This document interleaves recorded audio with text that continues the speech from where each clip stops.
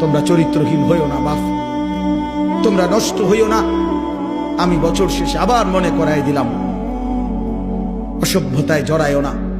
প্রিয় সন্তান আমার, তুমি আমার ছেলে, তুমি আমার ভাই, তুমি আমার বন্ধু।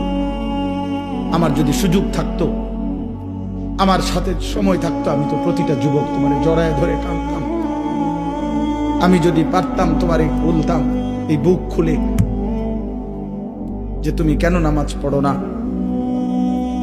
কেন তুমি আল্লাহকে ছেড়ে দিলা। আল্লাহকে বাদ দিয়ে দোস্ত কেউ ইজ্জত পায় না, কেউ না। একদিন না একদিন সময়ের ব্যবধানে লজ্জিত হতেই হয়। 54 বছর পরে হোক আর 16 বছর পরে হোক, আল্লাহকে ছেড়ে দিলে, জুলুম আর নাফরমানি করলে বেইজ্জতি হতেই হবে, বেইজ্জতি।